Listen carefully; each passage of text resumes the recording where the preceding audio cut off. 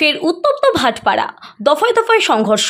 ব্যারাকপুরের প্রাক্তন সাংসদ অর্জুন সিং এর জগদ্দল মেঘনা মোড় এলাকায় বাড়ি। দুষ্কৃতী হামলা চালালো, ইট বৃষ্টি থেকে শুরু করে চলল গুলি ও বোমা। এলাকায় বিশাল পুলিশ বাহিনী। সংঘর্ষ থামাতে গিয়ে গুরুতর জখম র্যাব ও পুলিশ কর্মীরা। আহত হয়েছেন ব্যারাকপুরের প্রাক্তন সাংসদ তথা বিজেপি নেতা অর্জুন সিং।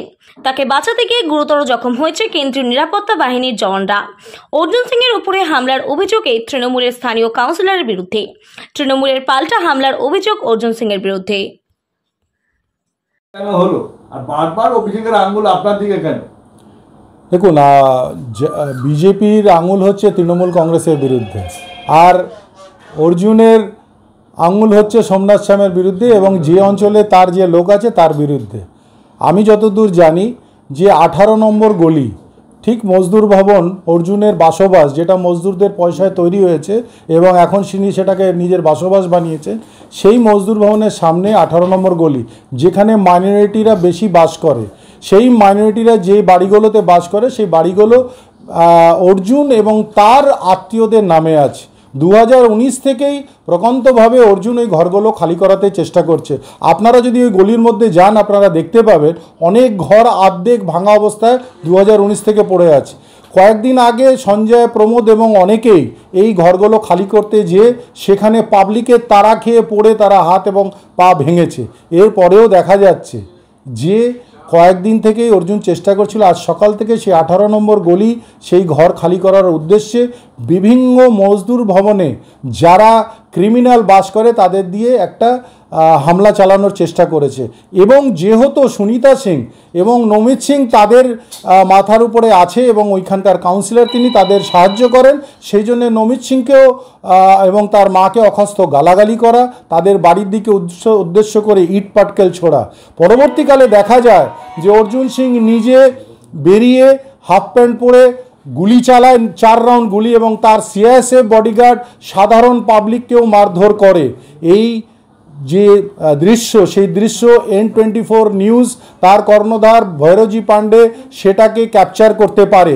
তার পরিপ্রেক্ষিতে অর্জুন সিং ভৈরজি পাণ্ডেকে খুব বাজেভাবে মারধর করেন, তিনি আহত হন এবং তার বুম এবং তার ক্যামেরাটাকে ভেঙে দিয়েছেন। কেন? প্রকান্তভাবে সেই যে ঘটনা, যেটা অর্জুন গুলি চালাচ্ছে, তার ক্যামেরাতে বন্দী ছিল, সেই জন্যে অর্জুন তার ক্যামেরাটাকেও ভেঙে দিয়েছে। এই পরিস্থিতিতে অর্জুন যেহেতু নিজে হাতে গুলি চালিয়েছে, এখন সে চেষ্টা করছে যে যেভাবে হোক এই ঘটনাটাকে তৃণমূলের দিকে তীরটাকে নিয়ে যেভাবে 2019-এ এনআইএকে দিয়ে নমিত সিংকে ফাঁসিয়েছিল, 28 নম্বর ওয়ার্ডে সঞ্জয় মিস্ত্রি এবং অনেক মহিলাকে দিয়ে 14 জনকে ফাঁসিয়েছিল সিবিআই কেসে, আবার তিনি বিজেপিকে সামনে এনে, যেহেতু তার পায়ের তলার থেকে মাটি চলে গেছে, এনআইএ, সিবিআই, ইডিকে এই অঞ্চলে ঢোকাতে চাইছে, তাই তার তীর হচ্ছে তৃণমূল কংগ্রেসের দিকে। কিন্তু এই ঝগড়া কোনো তৃণমূল কংগ্রেসের ঝগড়া নয়, সম্পূর্ণ তার ব্যক্তিগত বাড়ি খালি করানোর ঝগড়া, দখলদারির ঝগড়া। সেটা নিয়ে তৃণমূল কংগ্রেসকে শুধুমাত্র মিথ্যে দোষারোপণ করছে।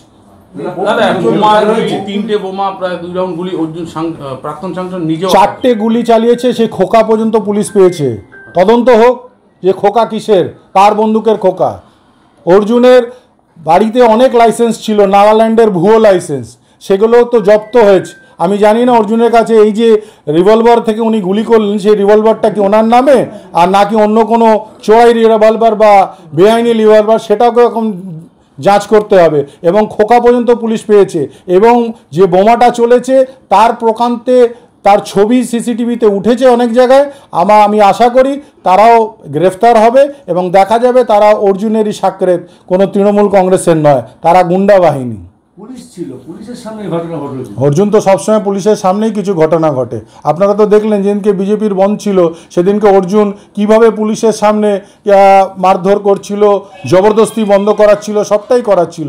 অর্জুন তো পুলিশের সামনেই করার চেষ্টা করে, যেহেতু তার কাছে সিআইএসএফ আছে, সে তার বডিটাকে গার্ড করে তিনি সিআইএসএফের গার্ডের মধ্যে নিজেকে বাঁচিয়ে রাখেন।